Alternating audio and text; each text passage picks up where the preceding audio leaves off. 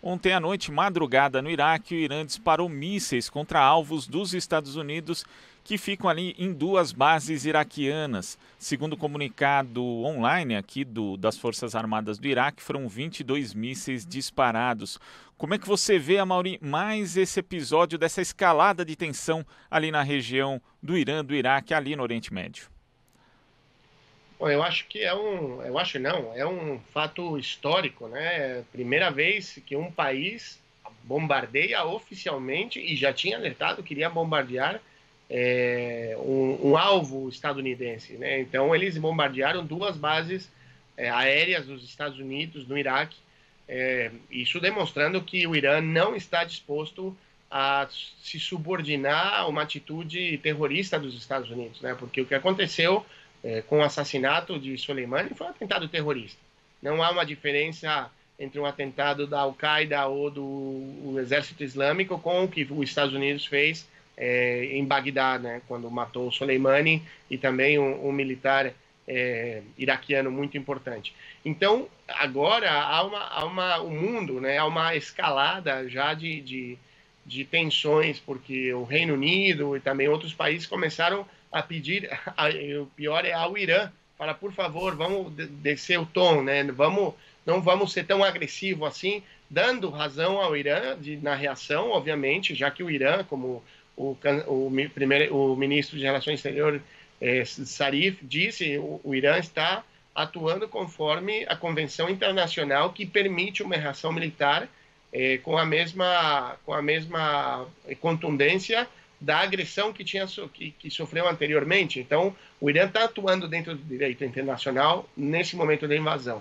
Agora, o fato do Irã demonstrar que está disposto, e já o fez, de bombardear, de ir atrás de alvos dos Estados Unidos no Oriente Médio, e também da votação que ocorreu do parlamento do Iraque contra os Estados Unidos, pedindo já a saída dos Estados Unidos do país, demonstra que há uma tensão, já não só, obviamente, com o Irã, mas há uma tensão política com os demais países que têm base dos Estados Unidos. Por quê? Porque esses países que mantêm uma base, que permitem a presença dos Estados Unidos, podem ser um alvo de bombardeio do Irã e, naturalmente, seriam absorvidos para um conflito armado. O Irã não é um país, como é transmitido aqui para nós, né, para o Ocidente. Eu estive no Irã, faz alguns meses apenas, estive em Teherã. É um país que tem, primeiro, um sentimento nacionalista, de amor à sua revolução islâmica, né? Um país que é um país teocrático, obviamente. O Corão, o Alcorão, né? O Corão, que é a Bíblia dos islâmicos e dos muçulmanos, eles acreditam nela tanto quanto na sua Constituição, né? No caso do Irã, há uma declaração pública de amor ao seu país e de resistência à presença dos Estados Unidos, e o país está determinado a resistir e a lutar contra qualquer tipo de ameaça que ele possa sofrer. E o Irã, ao longo de 40 anos, desenvolveu uma indústria militar muito grande, muito forte e autônoma, praticamente. O Irã desenvolveu os mísseis, fabricou os mísseis que chegaram nas bases. O Irã vem há 40 anos se preparando para uma guerra contra os Estados Unidos, porque sabe que a qualquer momento o Irã poderia ser invadido. Lembremos, inclusive, da guerra do Iraque e do Irã, quando o Iraque tentou invadir o Irã e o Iraque atuando para os Estados Unidos para tentar quebrar, né, naquele momento, a Revolução Islâmica que estava nascendo no país, estava se consolidando no Irã. Então o Iraque funcionou, financiado pelos Estados Unidos, para invadir o Irã. Então o Irã, sabendo que isso poderia acontecer, se preparou. O Irã é uma potência nuclear. O Irã tem capacidade militar de desaparecer, por exemplo, Israel. Assim, falando diretamente. Né? Eles ameaçam, eles falam, e os Estados Unidos, Israel e a região sabem disso. Então, nesse momento, não há uma negação da ação terrorista dos Estados Unidos por parte dos sócios dos Estados Unidos, porém há um pedido ao Irã de baixar a escalada da violência. E é importante entender uma coisa, e com isso eu devolvo a palavra a vocês, e peço desculpa de me estender tanto, porém, o Donald Trump, ontem, quando ele falou, a gente está analisando, está tudo bem, não aconteceu nada, nós temos o exército mais poderoso do mundo e amanhã, quando eu acordar, eu vou fazer uma declaração pública. Isso o que o Donald Trump tentou fazer? Diminuir o fato dele ter sido bombardeado, da base dos Estados Unidos, 2 bases aéreas dos Estados Unidos terem sido bombardeados por um Estado. Porque é diferente você ter um atentado terrorista de um grupo armado, um grupo terrorista. Outra coisa é um Estado, um país oficialmente bombardeado. Nem a Rússia fez isso contra os Estados Unidos durante a Guerra Fria. Olha a dimensão do que aconteceu ontem. Então, o que o Donald Trump fez? Quando os iraníes trucaram, né, bombardearam os Estados Unidos, o presidente Trump deu um passo atrás. Na sua retórica belicista, ele já havia ameaçado: nós vamos bombardear 52 alvos militares. Ele tinha falado inicialmente também, ele havia falado de do patrimônio histórico do Irã, que é um patrimônio da humanidade, não do Irã, e depois ele foi alertado que isso daí seria um crime de guerra. Então ele falou: tá bom, então não vou destruir o patrimônio, mas a gente vai destruir 52 instalações, nós temos capacidade. O Irã bombardeou e imediatamente o Donald Trump falou: não aconteceu nada, tá tudo bem, amanhã eu vou dar uma declaração. E, obviamente, ele deu um passo atrás. Então vamos ver o que vai acontecer. Eu acho que é inevitável iniciar uma guerra no Oriente Médio, é inevitável os Estados Unidos mostrar o seu poderio militar, porém os países da região estão muito assustados, porque eles não querem ser engolidos por uma guerra contra 2 potências nucleares, e sabendo a presença também de Israel, que tem seu arsenal nuclear também, a presença de Arábia Saudita, que são 2 países absolutamente subordinados aos Estados Unidos, que entrariam nesse conflito. Agora, Mauri, a gente já tem também uma guerra de informações nesse caso, né? Porque os Estados Unidos dizem que não houve vítimas, né? Soldados americanos vítimas nesses ataques. Já uma agência iraniana diz que houve 4 militares americanos mortos e outras agências também falam, comentam de soldados iraquianos que teriam morrido. Quer dizer, é uma coisa bem diferente também se esses ataques mataram ou não soldados norte-americanos. Aí talvez seja a reticência do Trump em dar uma resposta imediata em relação a isso? Olha, a gente vai ter que esperar ainda para saber o que aconteceu na verdade, né? Não dá para acreditar, obviamente. Obviamente, não dá para acreditar não só no que diga o governo, o que vai dizer o governo do Donald Trump. Não dá para acreditar, assim como não dá para acreditar também o que fala a imprensa dos Estados Unidos, né? Eles são um mecanismo, são uma extensão da Casa Branca, né? A CNN, Fox News, todas as grandes empresas de comunicação dos Estados Unidos funcionam praticamente como porta-vozes da Casa Branca. Então, a gente tem que... E aí está a função de importantes redes de comunicação não alinhadas aos Estados Unidos, como, por exemplo, o Span TV, que é uma rede de comunicação, que é um canal de televisão que tem uma forte presença nas redes sociais também, que neste momento acaba de ter o seu Twitter cancelado por Twitter. O seu perfil de Twitter do principal meio iraniano que dialoga com o Ocidente, neste momento acaba de ter o seu Twitter, a sua conta, cancelada. Assim como muitas contas de meios de comunicação, inclusive da Venezuela. Na madrugada de ontem para hoje, isso está acontecendo. E aqui vai do encontro com o que você falou, é uma guerra midiática. Porque, na verdade, a guerra ela sempre vem acompanhada de um processo comunicacional. O terrorismo é uma mensagem comunicacional. Se você assassinar, explodir um prédio e ninguém souber que você explodiu aquele prédio, praticamente não cumpriu a função que o terrorista esperava. O assassinato do Soleimani não era... Porque se era para assassinar ou desaparecer uma pessoa, você não teria feito um bombardeio via drone no centro de Bagdá, de um terceiro país, entendeu? Então, a atitude de você bombardear, de você também vem com um ato comunicacional. E é isso que os Estados Unidos vão começar a tentar controlar. Lembremos que parte das principais agências que distribuem informação no planeta são da Inglaterra e são dos Estados Unidos, que são 2 países que funcionam absolutamente alinhados. Então, haverá sim mentira, há desinformação. Anteontem, havia na rua 5 milhões de pessoas para receber o corpo e acompanhar o funeral do general Soleimani. Nenhum meio de comunicação dos Estados Unidos, nenhuma agência de notícias dos Estados Unidos falou que havia quase 5 milhões de pessoas na rua. É até hoje o maior funeral registrado na história da humanidade. Até hoje. Então, e isso não é um fato, isso não é notícia. Falaram das manifestações de apoio ao governo. Não, não era. A gente está falando de gente que viajou milhares de quilômetros para ir apoiar o general que havia sido assassinado, entendeu? E há uma condição distinta, é um tipo de cultura distinta, e os Estados Unidos vai tentar mentir para o Ocidente. Agora, o que eu sinto, pelo que eu tenho acompanhado os meios de comunicação, é que não há também um alinhamento 100% aos Estados Unidos nesse momento.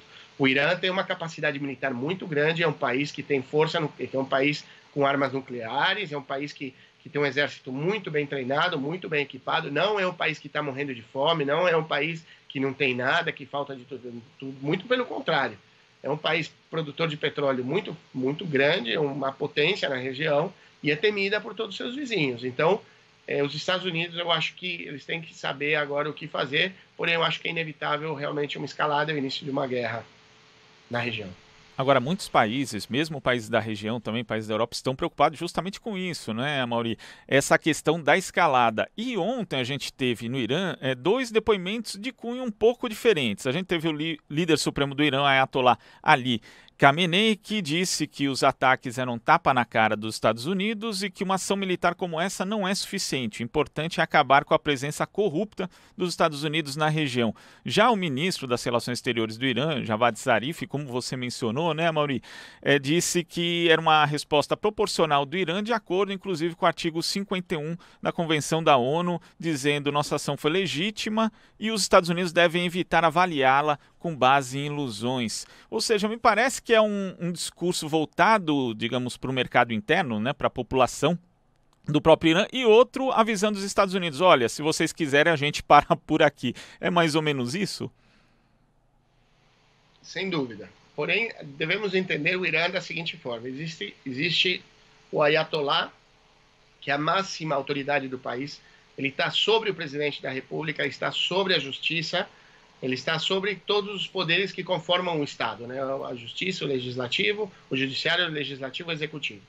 O Ayatollah, ele tem ao seu redor um conselho e ele tem uma força militar própria, que é a guarda, que é o corpo da guarda da revolução, do qual o general Soleimani era um tenente-general. Então, e o governo, né, a presidência da República tem o exército, a força aérea, que também é uma força militar, porém que funcionam independentes uma das outras. Funcionam articuladas, só que elas respondem a poderes diferentes. Então, a composição do Estado do Irã é distinta. Quem manda no Irã é o Ayatollah. Quem faz a gestão do orçamento e a gestão de políticas públicas e a operação delas é o Estado. É o governo, perdão. Porém, quem manda no Estado e no governo é o Ayatollah, independente de ter eleição presidencial. Porque é uma forma de governo distinta daquilo que a gente está acostumado. Não é nem certo nem errado, simplesmente ela existe e tem que ser respeitada como tal. Então, o Ayatollah, ele deu uma mensagem muito clara, né? Inclusive, não sei se vocês chegaram a ver um vídeo que o presidente Rouhani vai dar os pêsames à filha do general Soleimani, e se filma à distância e faz uma leitura labial, e a filha do general fala para ele, fala, que horas vocês vão vingar o sangue do meu pai? Porque se tivesse sido com vocês, ele já o teria feito. Ela cobra uma postura do governo em relação ao que está acontecendo. E quem bombardeou os Estados Unidos não foi o exército, foi a guarda, entendeu? Então, eles têm uma capacidade de funcionamento praticamente autônoma, porém subordinada sempre ao Ayatollah. E o Ayatollah ele vai ter sempre uma voz muito mais radical que o Ministério de Relações Exteriores, que vai dar uma certa sensação de estar dentro do marco legal do funcionamento das convenções internacionais que permitem uma resposta armada. Porém, o Ayatollah ele manda um recado não só para o público interno, mas sim para a região. Porque a região, o que acontece? Todos os países do Oriente Médio, menos o Irã e menos a Arábia, e menos a Síria, basicamente, tem uma base dos Estados Unidos, pelo menos uma base estadunidense com aviões, com militares presentes no seu território. Então, para que os Estados Unidos iniciem uma guerra contra o Irã, eles necessariamente vão ter que meter nessa guerra esses países que são vizinhos, e muitos deles têm uma relação muito boa com o Irã. Não são inimigos, como é o caso de Israel, como é o caso da Arábia Saudita, que são inimigos declarados do Irã. Porém, o resto da região tem uma relação muito próxima com o Irã, e o general Soleimani tinha essa função de criar esse elo com essas milícias, com esses governos que, de alguma forma, são assessorados militarmente pelo Irã. Então, nesse momento, há uma escalada, há uma tensão natural, mas ninguém quer, de alguma maneira, entrar numa guerra, uma situação delicadíssima. Agora, a gente tem que ver a postura da Rússia e da China, que naturalmente são sócios estratégicos do Irã na região, e vamos ver como eles são inimigos formais, basicamente, dos Estados Unidos. Apesar da China e Estados Unidos codependerem um do outro economicamente, há uma necessidade de ver como esses atores principais, que são hoje basicamente aqueles que desenham a geopolítica do mundo, falta a posição do Irã, perdão, da China, da Rússia, e também ouvir as declarações do Donald Trump, porque nesse momento ele pode entrar e falar: eu declaro guerra ao Irã e eu já mandei 5 porta-aviões e vai começar uma guerra nuclear, e a China tem uma postura, a Rússia tem outra. Então, a gente tem que esperar a posição desses 3 países que são os países que determinam a geopolítica no mundo.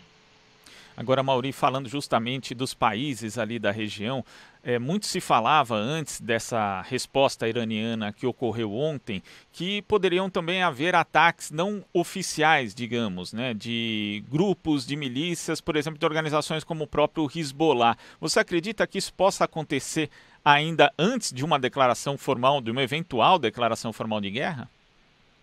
Sem dúvida, sem dúvida.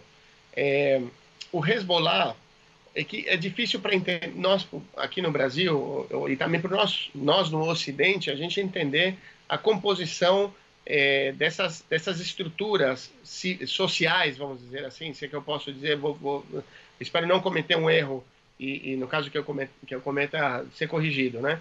Mas o Hezbollah e essas milícias que existem nos países árabes são, em grande parte, grupos paramilitares armados de resistência, obviamente, a esses países que invadiram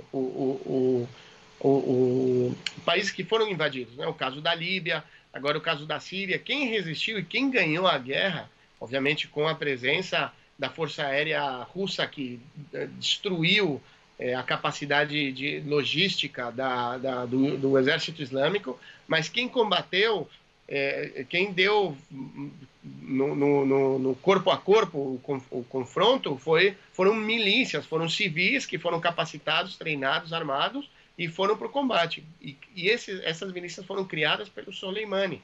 E quase todos os países existem seus grupos armados de civis que funcionam como grupos paramilitares, como milícias, que trabalham independente, inclusive, dos governos e das forças armadas formais, né, como o Exército, a Marinha, a Força Aérea.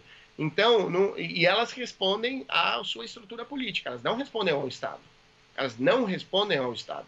Então, e o Irã tem uma grande capacidade, é isso que os Estados Unidos quis fazer, de quebrar, de romper, né, a coluna vertebral da relação do Irã com essas milícias na região, que foram criadas, capacitadas, treinadas e que tinham muito respeito ao general Soleimani.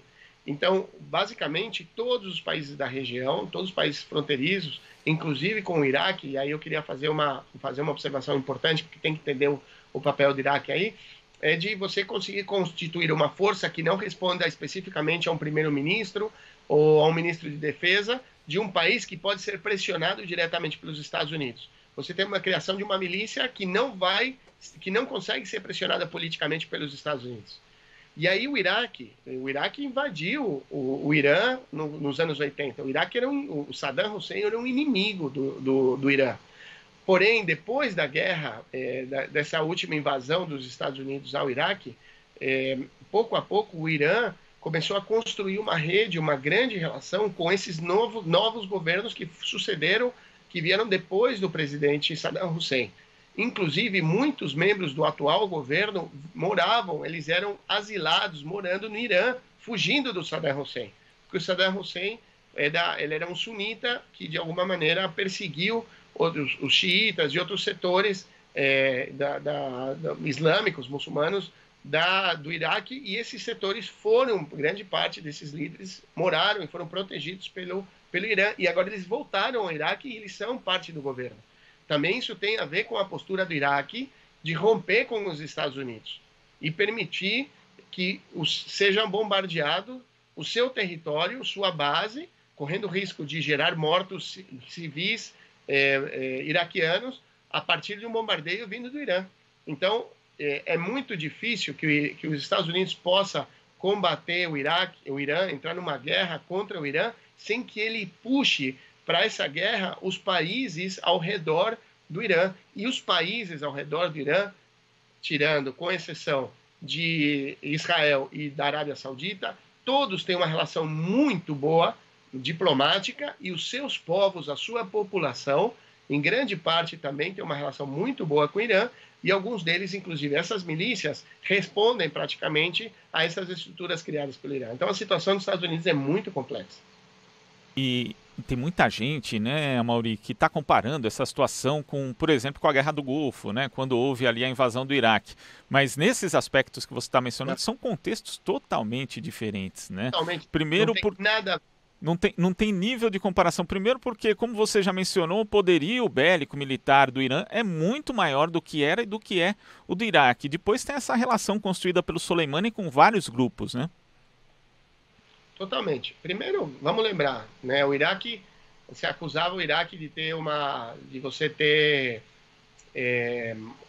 os Estados Unidos invadiram falando que o Iraque produzia e tinha grandes quantidades de armas químicas. O Iraque não tinha, é um país que havia sido afetado economicamente já desde a Guerra do Golfo de 91, depois de basicamente se passaram 10 anos de bloqueio econômico e quebrou a economia do Iraque, né? E o Saddam Hussein não era a diferença, e essa é a outra grande diferença.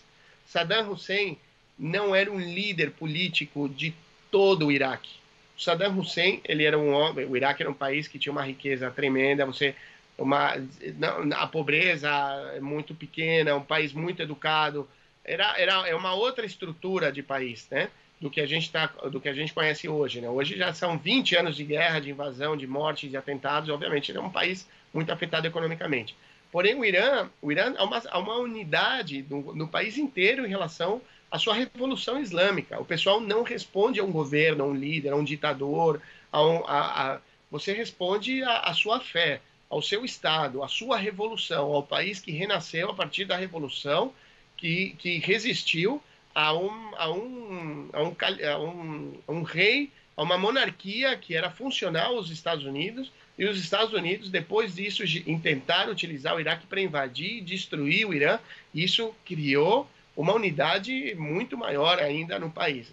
Então, são coisas absolutamente diferentes, a invasão do Iraque, tanto em 2001 como em 91, como a guerra que poderia ser gerada agora com o Irã.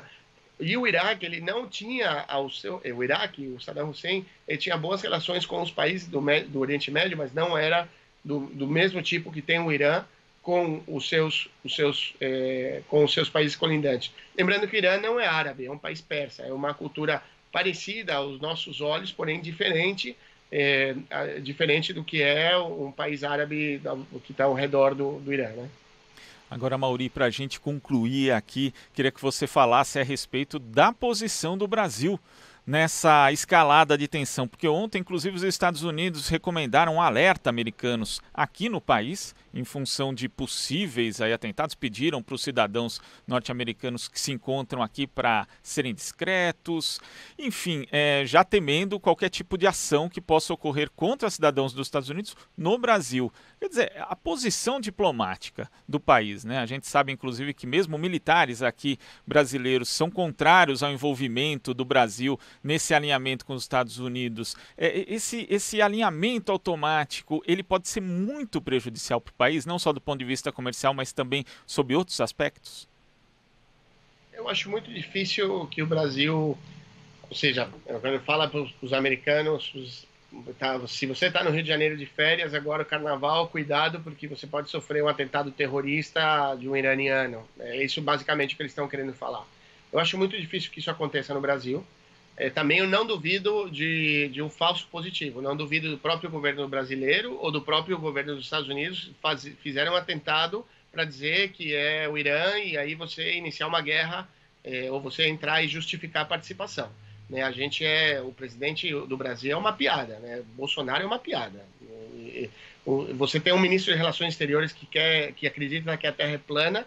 Você não tem ideia, eu que viajo muito por trabalho, você sabe disso, vocês sabem disso, eu tenho contato com gente do mundo inteiro.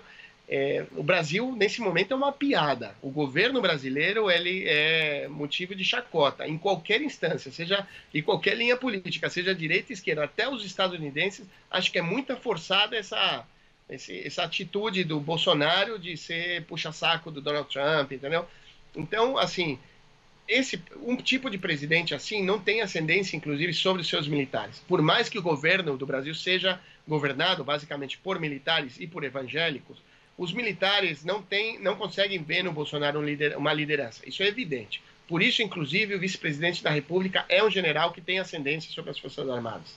Porque o presidente da República, por mais que seja comandante em chefe, ele é um cara, não vale nem gastar muito tempo nisso.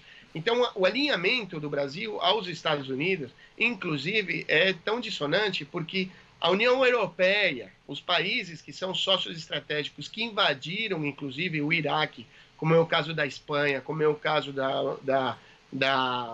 do Reino Unido, como é o caso da Bélgica, como é o caso da Suécia, esses países que mandaram tropas ao Iraque, neste momento, estão pedindo para os Estados Unidos, através dos canais diplomáticos não oficiais, falar, vamos com calma, e pedindo para o Irã não forçar a mão na vingança.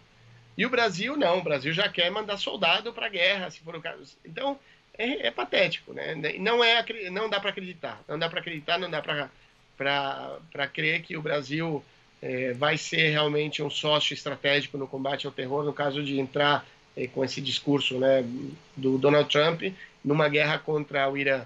Até porque a comunidade também, há uma comunidade árabe muçulmana muito grande no Brasil. O presidente Bolsonaro não é que... o Brasil é um país de paz, nunca participou de um conflito armado desde a invasão do Paraguai, basicamente, e a Segunda Guerra Mundial.